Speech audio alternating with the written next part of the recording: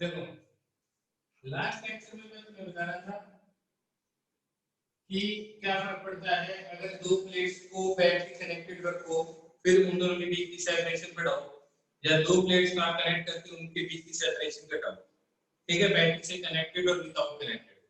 और मैंने तुम्हें एक और एक चीज बताई थी, that is energy density is equal to half F naught E square. This is the energy density, energy stored in electric field per unit volume. क्या यहाँ पे बात समझ में आ गई सबको? यहाँ तक बात समझ में आ गई सबको?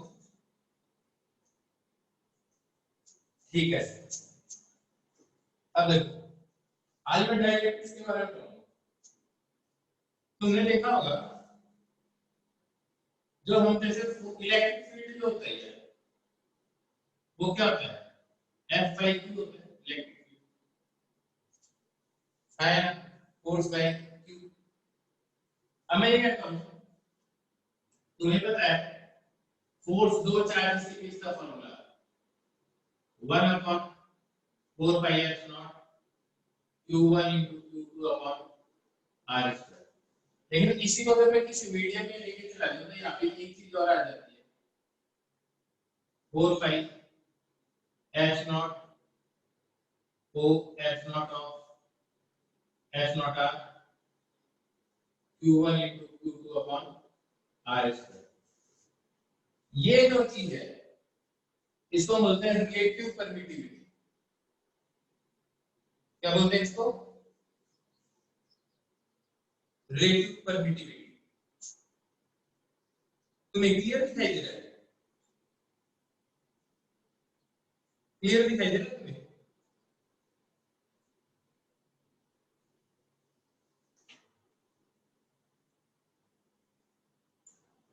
ब्लड आगे नहीं कम।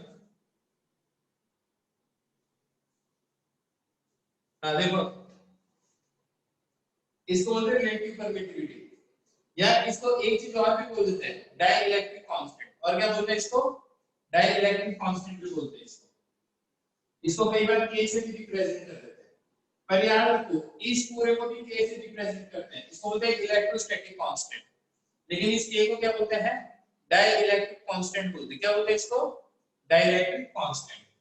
अब जैसे मैं कहूंगी वाटर के लिए, वाटर के लिए दैट इज ये वाला के, जिसको कई बार रिलेटिव परमिटिविटी भी बोल देते हैं, जो किसके बराबर है? 81 के बराबर है। किसके बराबर है? 81 के बराबर है। अभी भी पोर्ट ब्लड आ रहा है, अभी भी पोर्ट ब्लड है, अभी भी क्लियर दिखाई दे रहा है।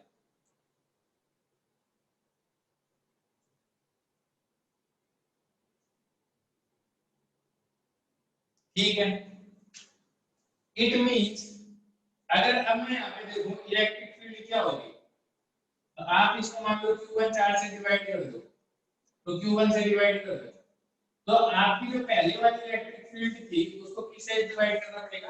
a से डिवाइड करना पड़ेगा, दैट इज इलेक्ट्रिक परमिटिविटी से। बात समझ में आई?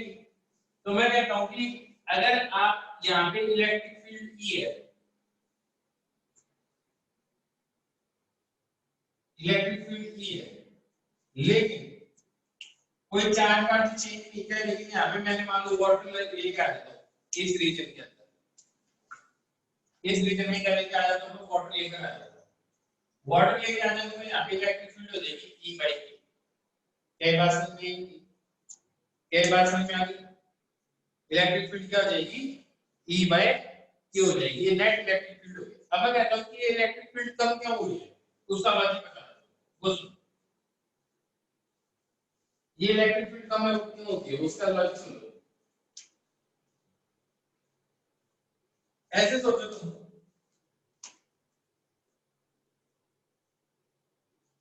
ये एक स्लैब है, ठीक है, इसके अंदर ये plus charge minus, plus minus, plus minus, plus minus, ये सब साथ साथ में।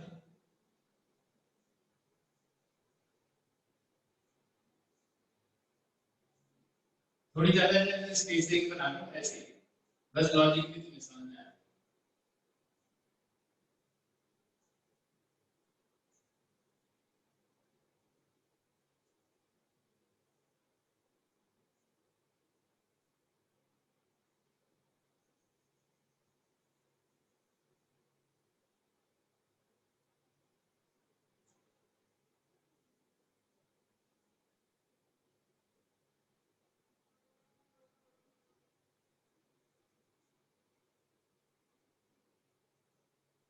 क्या यहाँ तक बात समझ में आ गई?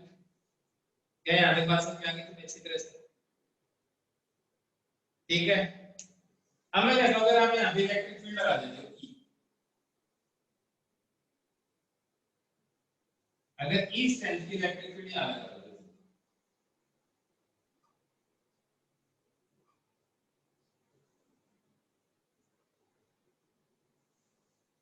होगा क्या, इस इलेक्ट्रिक फील्ड को देख के ये जो प्लस चार्ज है माइनस चार्ज इधर ड्रिफ्ट हो जाएंगे थोड़े से, तो ये माइनस चार्ज इस एच के पास में ड्रिफ्ट हो जाएगा, ये माइनस इधर ड्रिफ्ट हो जाएगा, ये माइनस इधर आ जाएगा, ये माइनस इधर आ जाएगा, ये माइनस इधर आ जाएगा, ये माइनस इधर आ जाएगा,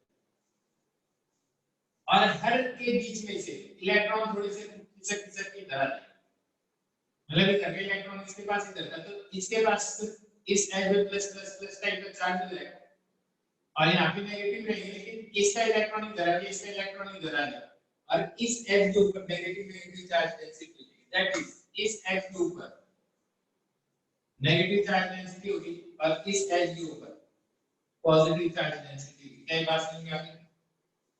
क्या बात समझ में आ गई? क्या बात समझ में आ गई सबको? ठीक है। अगर ये बात समझ में आ गई तो बीच में तो न्यूट्रल भी लगेगी। अब इसके कारण जो इलेक्ट्रिक फील्ड होगी, इसके कारण यहाँ प्लस चार्ज डेंसिटी या माइनस चार्ज डेंसिटी, तो इसके कारण इलेक्ट्रिक फील्ड इधर होगी, तो ये electric field due to induced charge, और इसके अंदर जो इलेक्ट्रिक फील्ड थी वो तो ई के कारण थी, तो इसके अंदर जो नेट फील्ड होगी वो कौन सी होगी? नेट फील्ड बाहर के कारण, that is E external field minus E induced field will be equal to net field, और इसके अंदर जो नेट फील्ड होगी वो किसके बराबर आएगी? ई बाई ए के बराबर आएगी। किसके बराबर आएगी? ई बाई ए के बराबर। क्या बात समझी? क्या बात समझ आ गई? तो कुछ फील्ड स्ट्रेंथ पहले से कम हो गई है ना इस रीजन में। क्या मेरी बात समझ में आ गई इसी तरह से? तो इस रीजन में इलेक्ट्रिक फील्ड क्या हो गई है, कुछ नेट इलेक्ट्रिक फील्ड क्या हो गई है, कम हो गई है। अगर अब इस रीजन में अगर आप क्यू चार्ज रखोगे तो उसके ऊपर जो फोर्स लगेगा वो क्यू टाइम्स ए वाला इलेक्ट्रिक फील्ड लगेगा, दैट इज फोर्स क्या हो जाएगा 1/k टाइम्स हो गया। तो यहाँ पे जो चार्ज रखोगे उसके ऊपर जो फोर्स हो किस किस के कारण है, एक तो इधर जो चार्ज डिस्ट्रीब्यूशन होगा उसके कारण फोर्स होगा, प्लस ये जो मीडियम है, मीडियम में जो फोर्स लगाया है, तो जो कूलम्ब्स का फोर्स देता है वो क्या देता है? नेट फोर्स देता है। नेट फोर्स ड्यू टू ये वाला charge on this charge plus force on this charge due to this medium, that is equal to E by V। क्या बात समझ में आ गई? क्या बात समझ में आ गई सबको? अरे भाई नहीं है क्या बात समझ में? ठीक है। अच्छा तुम्हें ये बात समझ में आई गई है, तो इसका कोई नेट फील्ड ये होगी, तो इसका मतलब E इंड्यूस्ड फील्ड कितनी है? E इंड्यूस्ड किसके बराबर आ जाएगा? इसको इधर लेके आ जाओ, E आ जाएगा बाहर, कॉमन क्या आ जाएगा 1 माइनस 1/k, ये इलेक्ट्रिक फील्ड आ जाएगी। इसको लिख दो अगर इतना समझ में आ गया तो, कि इंड्यूस्ड चार्ज के कारण ये वाली फील्ड आएगी, net field E by K आएगी, बाकी मैंने लिख दिया। इसको लिखो फटाफट फिर आगे बताओ।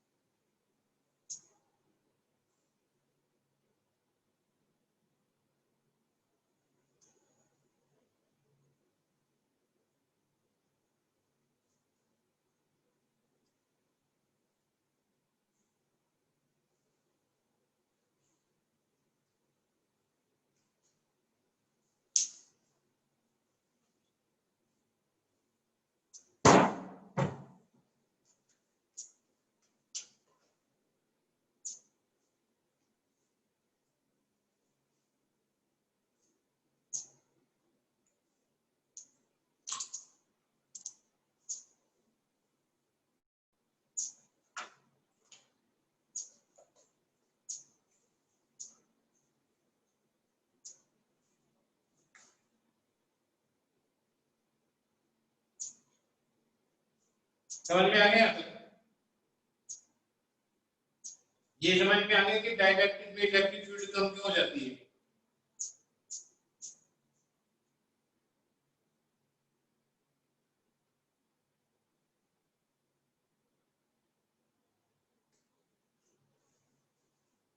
तो अब देखो क्या होगा,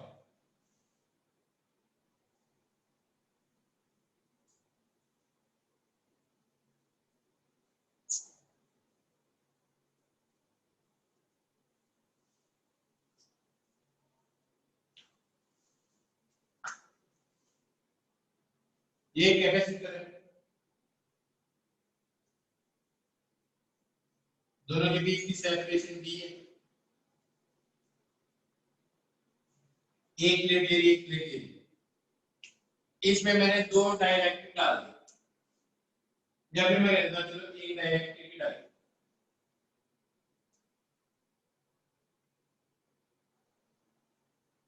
जिसकी थिकनेस ई थी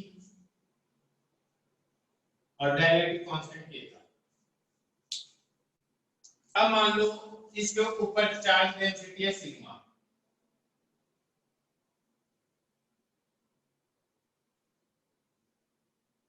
और इसके होगी माइनस सिग्मा।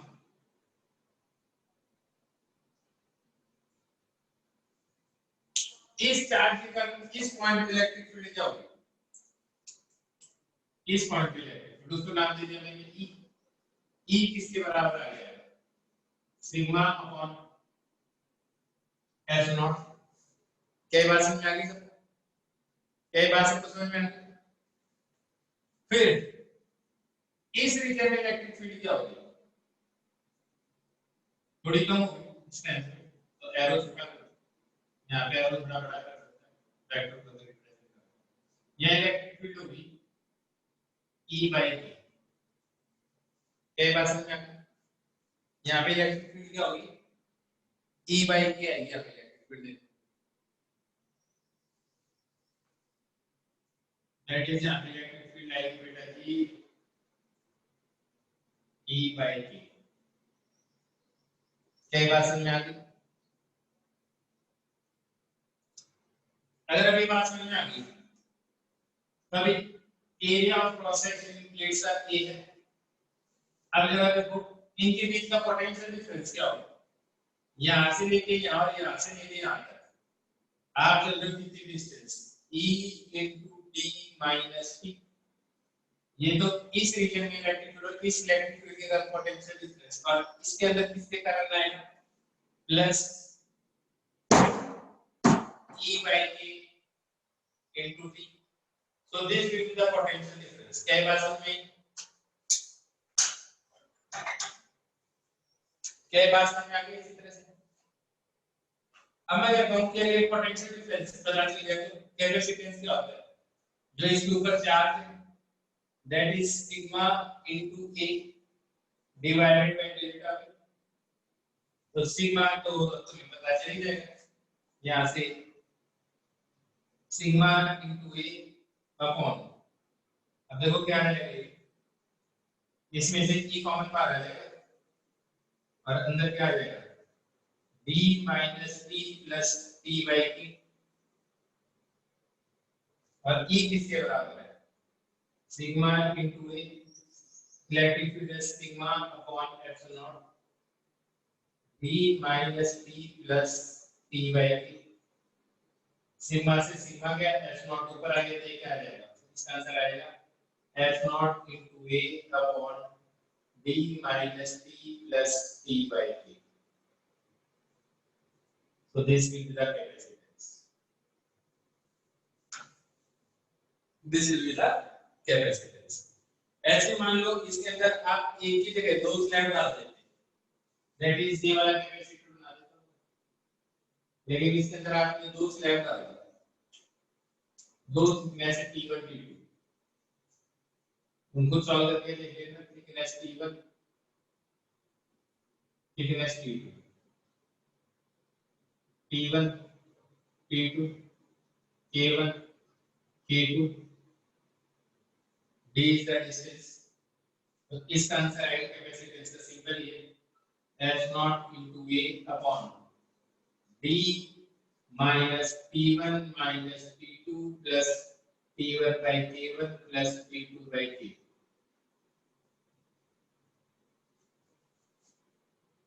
ये बात समझे, सॉल्व करके देखो, लिख लो इसको और लिख लो तो बता देना।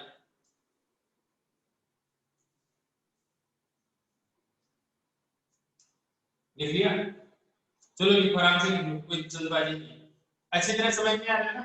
इलेक्ट्रिक फील्ड यहाँ पे कम हो गई है, तो इसके across potential difference E by A into T, और यहाँ पे इलेक्ट्रिक फील्ड ये इस रीजन में, उस रीजन में, तो A into D minus T।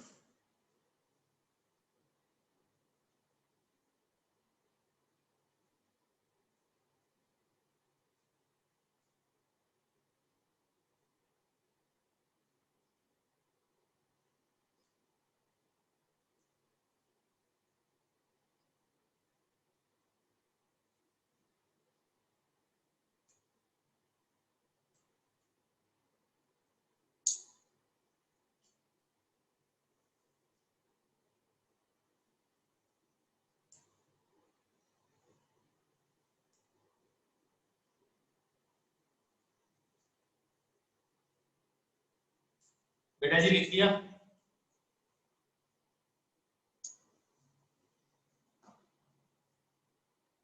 लिखा है नहीं लिखा?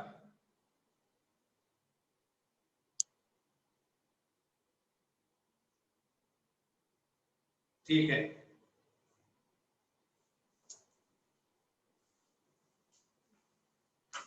अब ध्यान से देखो, तुम क्वेश्चन की बात करते हो, ठीक है?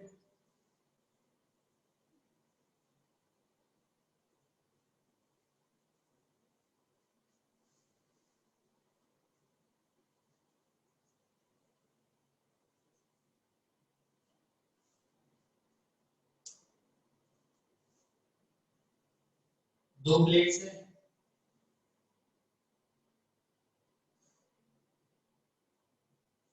एक बैटरी से कनेक्ट किया,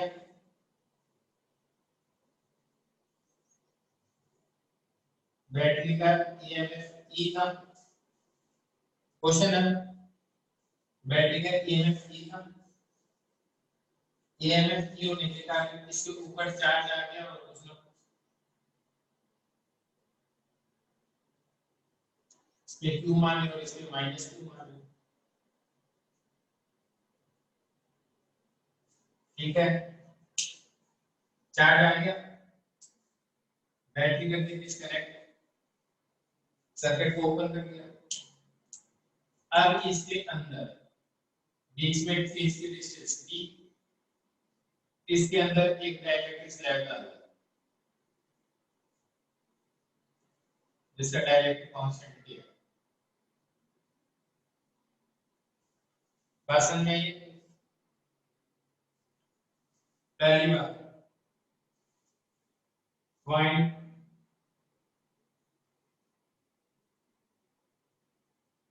change in charge on capacitor after inserting slab, that is dielectric slab. Second, find change in potential difference of capacitor after inserting slab. Third, find change in potential energy of capacitor after inserting slab. अब fourth वाले ये लिख रहा हूँ, find change in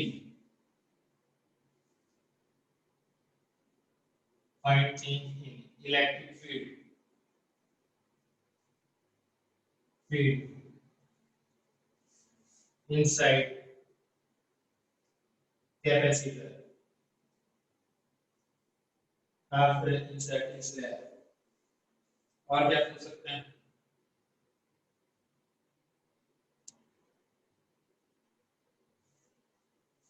charge and potential electric आगे सारी चीजें एक एक करके करना है, एक साथ नहीं करेंगे, आराम से करेंगे, जल्दबाजी तो है ही नहीं। पहले तुम देख लो कि किसका क्या क्या आंसर होगा, पहले सोच लो फिर मैं डिस्कस करता हूँ।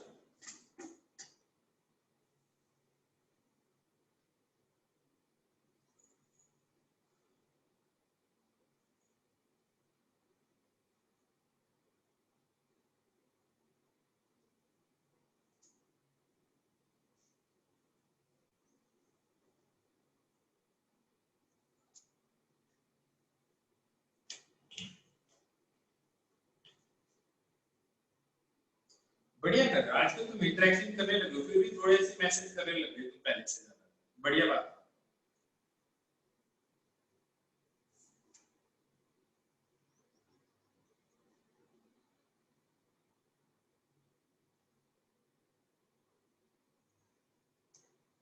चलो सबसे पहले फर्स्ट वाले का आंसर बताओ, फर्स्ट वाले का आंसर बताओ, चार्ज में क्या चेंज आएगा?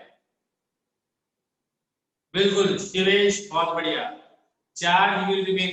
और तुम अब से है ना, देखो मैं तुम्हें एक दो बातें बता रहा हूँ, सब के सब अपने नाम से रजिस्टर करेंगे, ए सी ए सोडियम वोडियम नाम से नहीं करेंगे, मैं अगली बार ना रिमूव कर दूंगा परमानेंट। सब अपने नाम से रजिस्टर करेंगे और हम चैट करेंगे पब्लिकली। बात समझ में आई है नहीं?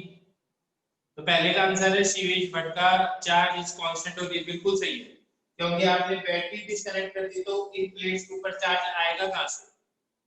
चार्ज कहीं से आ ही नहीं सकता, और ये डाइलेक्ट्रिक दैट इज इंसुलेटर है, तो चार्ज इधर से उधर ट्रांसफर हो नहीं सकता। क्या ये पहली बात समझ में आ गई? क्या पहला लॉजिक समझ में आ गया सबको? ठीक है, सेकंड का आंसर बताओ,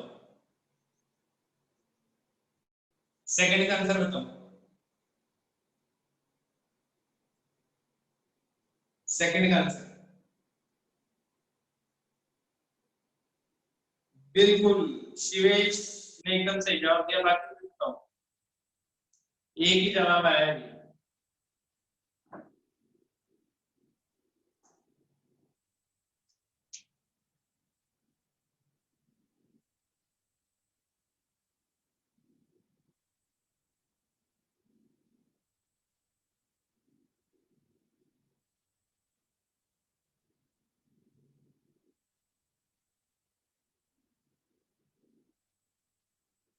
बिल्कुल आ रहा है, बिल्कुल सही है। अनवी, आदित्य गलत है बेटा, दीपिका जी नहीं, पोटेंशियल डिफरेंस में चेंज आएगा। चलो ये बताओ पहले, इलेक्ट्रिक फील्ड में क्या चेंज आएगा, फिर पोटेंशियल डिफरेंस का पता चलेगा। इलेक्ट्रिक फील्ड में क्या चेंज आएगा वो बताओ,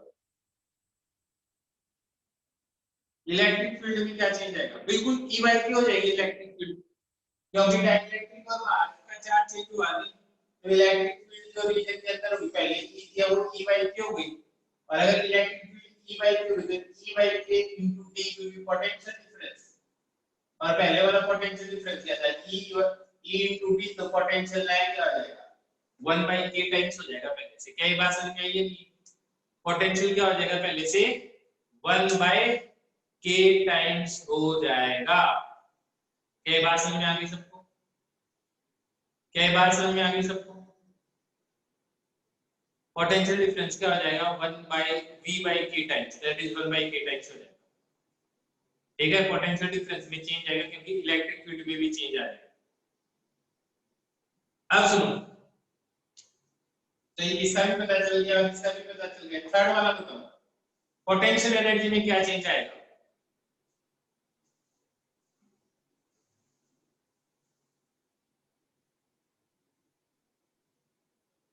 k 1 by k 1 by k square, ध्यान से देखो, 1 by k आएगा, 1 by k स्क्वायर आएगा।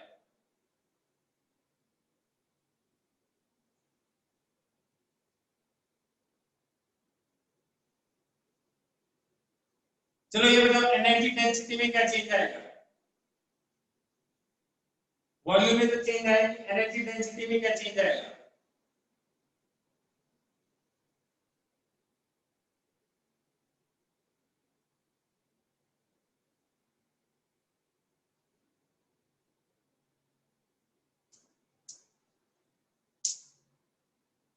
बिल्कुल सही बात है, क्योंकि आप लिखोगे half F naught E square, तो ई बाई के का स्क्वायर होगा। यहां से देख के लग रहा है ये क्या है, के 1 बाई के स्क्वायर, लेकिन ये गलत दिख रहा है क्योंकि यहाँ पे मीडियम है, मीडियम के साथ में ये आया आया ना, तो जो इस के से एक के कट जाएगा तो 1 बाई के रहेगी, तो एनर्जी डेंसिटी क्या हो जाएगी 1 बाई के टाइम्स आएगी, क्या आएगी 1 बाई के टाइम्स आ जाएगी एनर्जी डेंसिटी। तो अगर एनर्जी डेंसिटी 1 बाई के टाइम्स आ जाएगी तो एनर्जी कितनी हो जाएगी इसकी, वॉल्यूम तो सेम ही है, तो एनर्जी क्या हो जाएगी 1 बाई के टाइम्स हो जाएगी जब आप इसमें डाइलेक्ट्रिक डालोगे। क्या ये बात समझ में आ गई सबको? क्या ये बात समझ में आ गई सबको? ऐसा कोई भी जिसको नहीं समझ में आई तो बता दीजिए।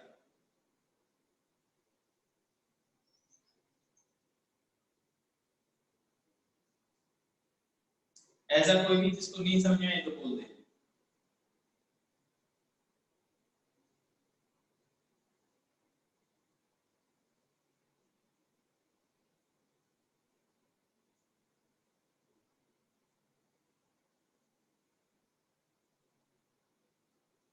वन बाई के स्क्वायर इसलिए नहीं आएगा बेटा क्योंकि तेरा जो फॉर्मूला है वो है एनर्जी डेंसिटी का फॉर्मूला क्या होता है हाफ मीडियम की परमिटिविटी, तो मीडियम की परमिटिविटी क्या है के इनटू एच नॉट है ना, और फिर ई स्क्वायर, तो ई बाई के का स्क्वायर करेगा अब, तो ये क्या बन जाएगा के स्क्वायर और ई स्क्वायर बन जाएगा, तो एक के से एक ही गायब हो जाएगा ना शिवेश।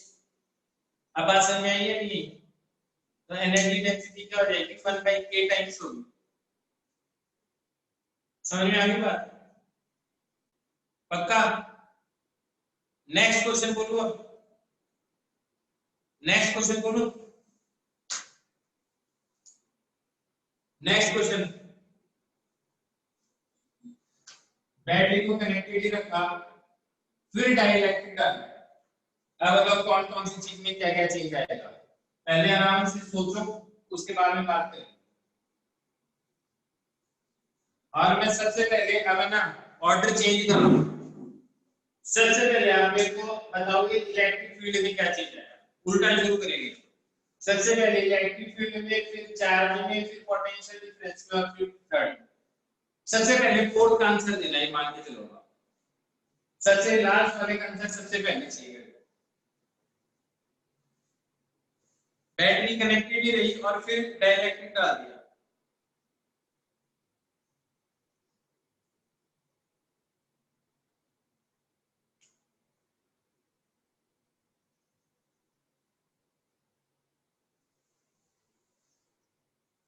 अरे बिल्कुल सही है, एकदम सही है आंसर।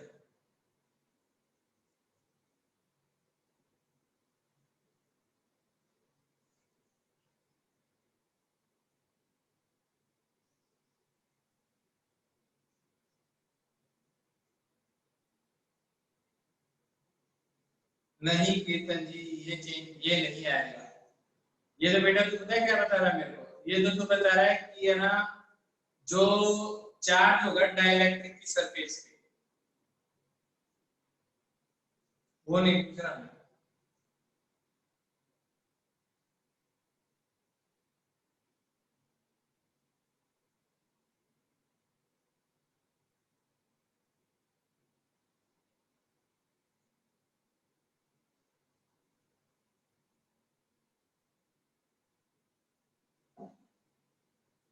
क्या होगा आंसर फोर्थ वाले का, कुछ बता ही नहीं रहा है।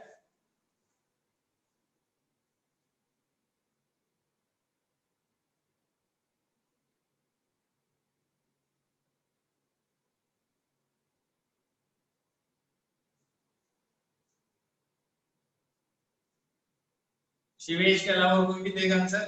अर्पिता?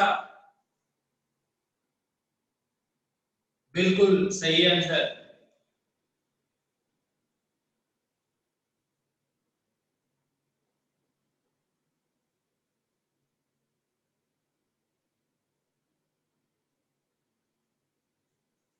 बिल्कुल सही है। चलो पहले बताओ पोटेंशियल डिफरेंस में क्या चेंज आएगा? What will be the change in potential difference? कोई चेंज नहीं आएगा, क्योंकि जो बैटरी का वोल्टेज होगा वही वोल्टेज इसके अक्रॉस होगा, इसके अंदर कुछ भी डाल दो चाहिए ई है तो ई रहेगा। तो जब एक चीज सोचो पोटेंशियल डिफरेंस चेंज ही हुआ, पोटेंशियल डिफरेंस ई रहा, और पोटेंशियल डिफरेंस क्या होता है? Electric field into T. तो ये चीज चेंज हुई नहीं, ये है नो चेंज, ये चीज भी है नो चेंज, तो ये चीज भी क्या लीजिए नो चेंज होनी चाहिए, ऑब्वियस सी बात है। क्या ये बात समझ में? तो इन दोनों के बीच की इलेक्ट्रिक फील्ड में कोई चेंज नहीं हुआ है। क्या ये बात समझ में आ गई सबको? क्या ये बात समझ में आ गई सबको? So there is no change in potential difference, potential difference में कोई चेंज नहीं आया, इलेक्ट्रिक फील्ड में कोई चेंज नहीं आया। तो लगे बताओ चार्ज में क्या चेंज आएगा? चार्ज में क्या चेंज आएगा? अरे बहुत बढ़िया, बहुत बढ़िया, एकदम सही जवाब है। What will be the change in charge? बिल्कुल शिवेश, बिल्कुल सही है, क्योंकि मैंने बताया अगर बाहर की इलेक्ट्रिक फील्ड ई हुई तो यहाँ की electric field E not E bye Q होगी, और मैं कहता हूँ अगर यहाँ की इलेक्ट्रिक फील्ड, तो इसका मतलब अगर इसके अंदर इलेक्ट्रिक फील्ड ई है तो बाहर इलेक्ट्रिक फील्ड क्या होगी? के इनटू ई होगी। तो ये जो बाहर वाली इलेक्ट्रिक फील्ड अगर k टाइम्स हुई होगी तो पता चलता है चार्ज डेंसिटी k टाइम्स हुई है, और चार्ज डेंसिटी अगर k टाइम्स हुई है तो इसका मतलब एरिया तो चेंज हुआ है, इसका मतलब चार्ज k टाइम्स इंक्रीज हो गया। क्या ये बात समझ में आई? क्या ये बात समझ में आ गई सबको अच्छी तरह से? क्या ये बात समझ में आ गई?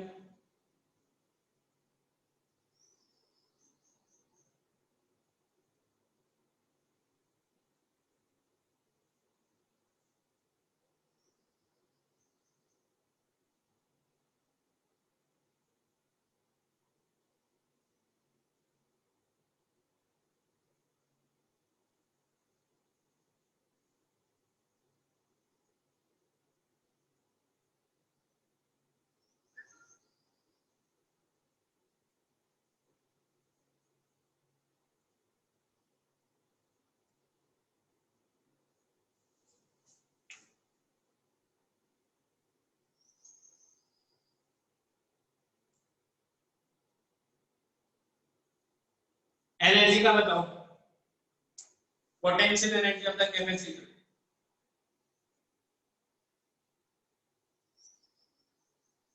अरे जी गलत है आपका आंसर, सोचो।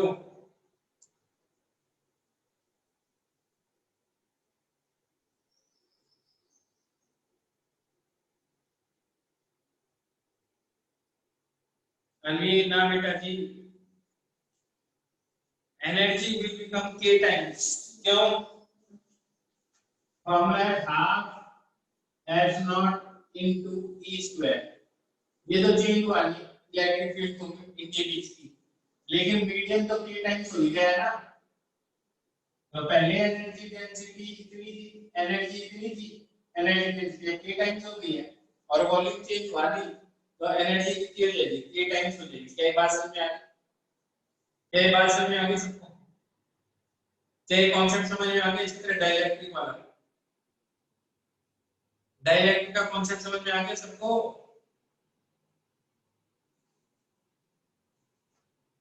कैपेसिटेंस में क्या चेंज आएगा वो तो तुम्हें पता चल ही जाएगा, k टाइम्स हो जाएगा। आया? क्या हो जाएगा? k टाइम्स हो जाएगा। मेरे हिसाब से तुम्हें डाइलेक्ट्रिक का कॉन्सेप्ट समझ में आ गया होगा कि कैसे एनर्जी डेंसिटी, कैसे इलेक्ट्रिक फील्ड चेंज होती है, क्या पोटेंशियल। कौन सा मेथड बढ़िया लगा? ये इलेक्ट्रिक फील्ड वाला बढ़िया लगा या फिर वो ये वाला half C square half Q square by C, और क्या था हाफ क्यू वी? कौन सा मेथड ज्यादा बढ़िया लगा? ये इलेक्ट्रिक फील्ड वाला बढ़िया लगता है या फिर ये वाला?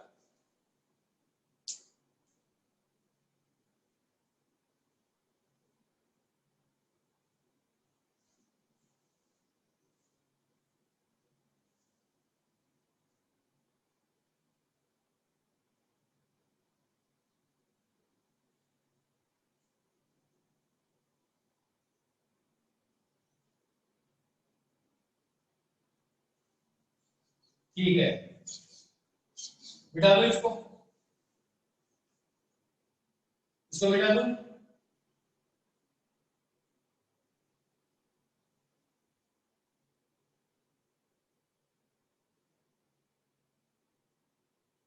बेटा इलेक्ट्रिक फील्ड का क्या होता है, इसमें पोटेंशियल डिफरेंस है जो वाली पोटेंशियल डिफरेंस है, इलेक्ट्रिक फील्ड कैसे चेंज हो सकती है, क्योंकि ये पोटेंशियल डिफरेंस है, वो क्या होता है electric field into D, potential difference है जो वाली, क्योंकि जो बैटरी लगा रखी है वही पोटेंशियल डिफरेंस इसके अक्रॉस रहेगा, चाहे इसमें स्लैब हो या ना हो।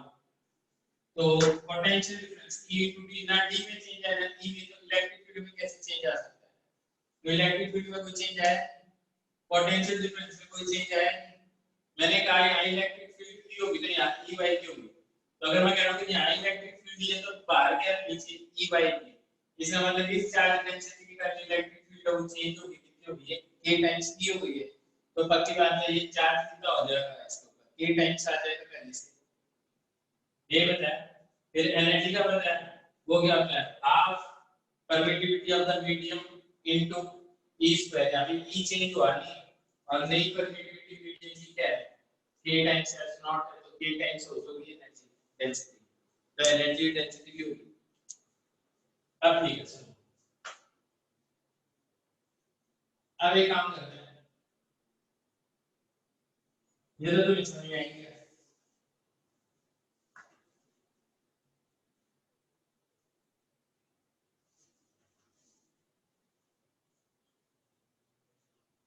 अब ये भी समझा दो मेरे को, ये कैसे करोगे, ये देखो ये कैपेसिटर आधे को तो फीड कर दिया केवल मीडियम से और आधे को फीड कर दिया K2 मीडियम से,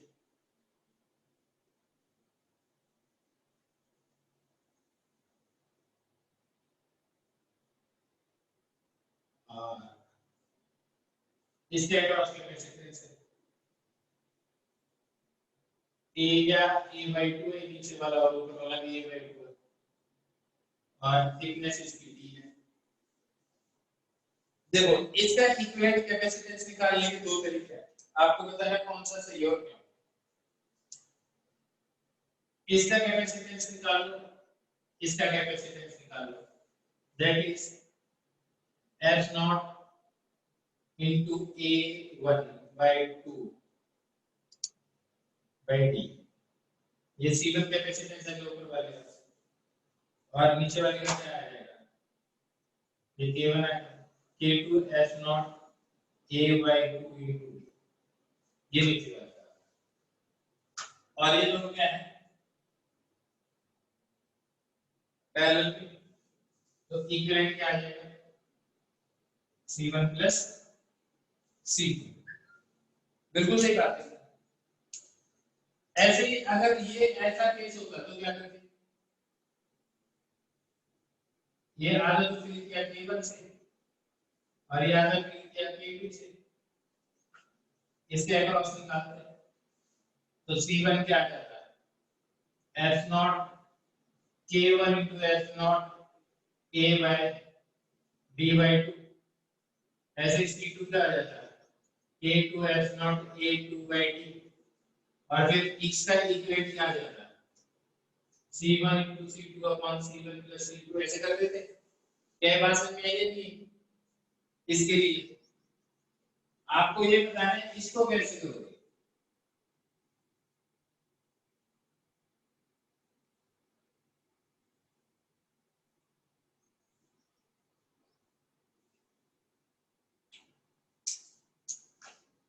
K1 K2 K3 K4, area process में डिस्टेंस थी आधा आधा एरिया, इसको कैसे करोगे, जो जो बता सकता है ना वो पहले सोच ले, फिर मेरे को बोलेगा, मैं आंसर पूछूंगा कैसे करना है।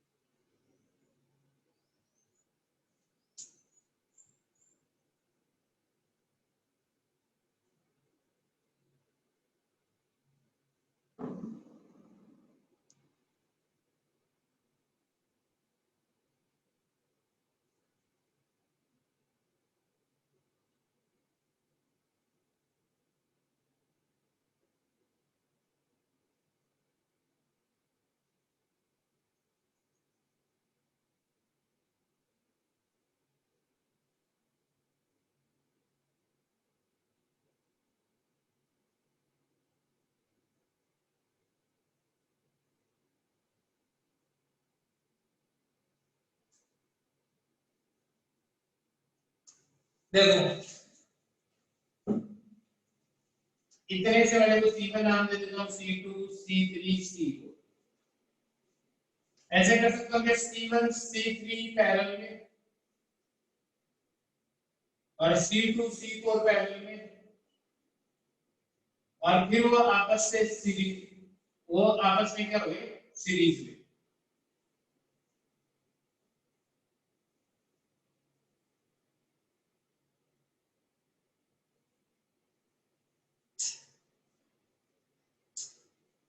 बताओ ये गलत है सही है?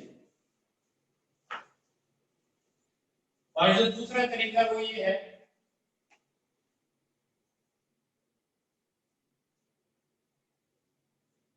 दूसरा तरीका मैं कहता हूं ये दोनों सीरीज में और फिर ये दोनों सीरीज में और ये कॉम्बिनेशन आपस में पैरेलल में।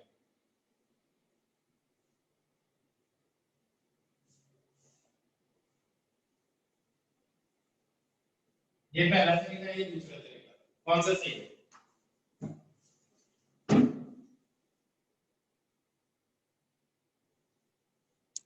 कौन सा तरीका सही है? दोनों ही सही है।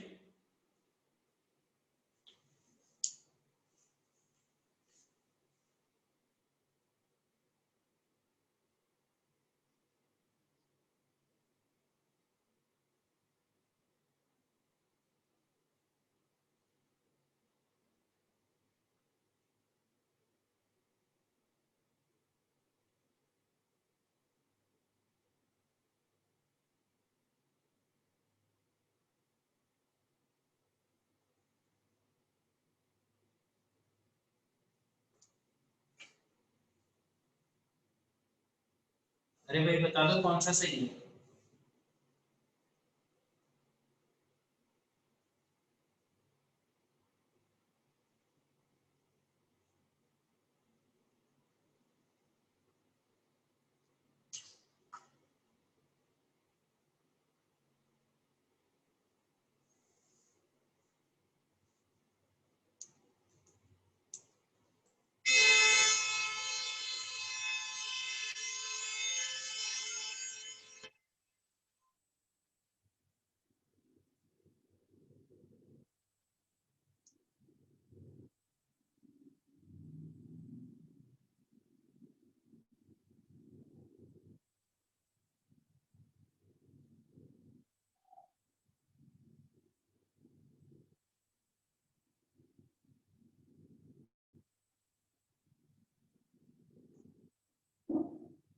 नहीं बताओगे क्या?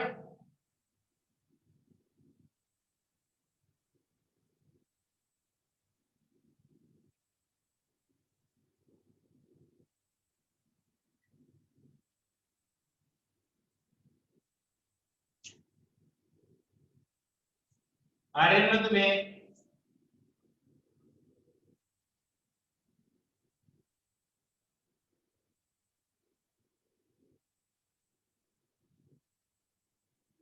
दीपकरण सिंह ने कहा सेकंड का ग्रुप बिल्कुल सही है।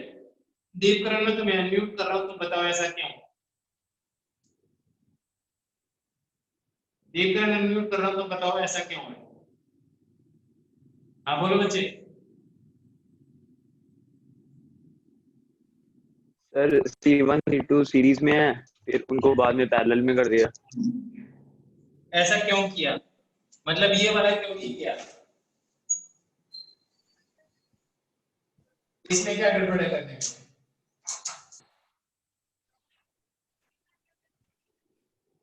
हाँ दीपकरण, यस सर।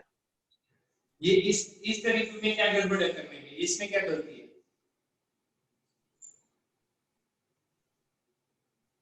सर आपने सबको एक साथ ले लिया है नीचे। अब मैं बताता हूँ गलती क्या है। गलती ये है इस केस में मैंने इसको और इसको पैरेलल में लिया है, जो कि पॉसिबल नहीं है क्योंकि जो पोटेंशियल डिफरेंस की इसके अक्रॉस जरूरी नहीं हो इसके अक्रॉस,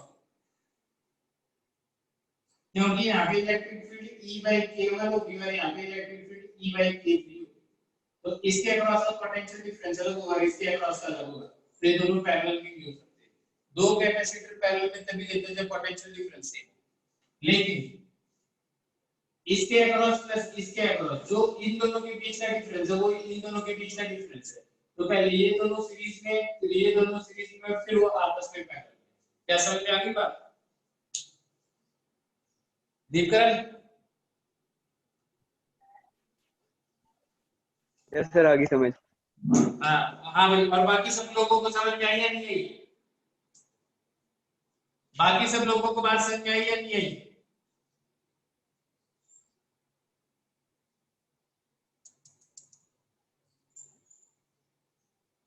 चलो ठीक है, ये बताओ अगले लेक्चर में क्या पढ़ाऊंगा तुम्हें?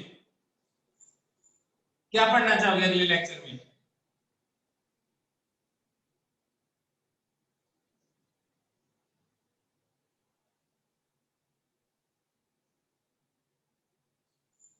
क्वेश्चंस करने हैं?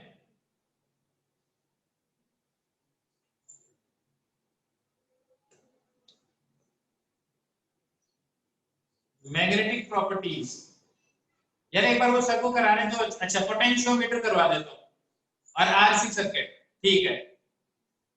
अगले लेक्चर में मैं तुम्हें पोटेंशियोमीटर कराऊंगा और उसके अगले में मैं तुम्हें आरसी सर्किट कराऊंगा, ठीक है।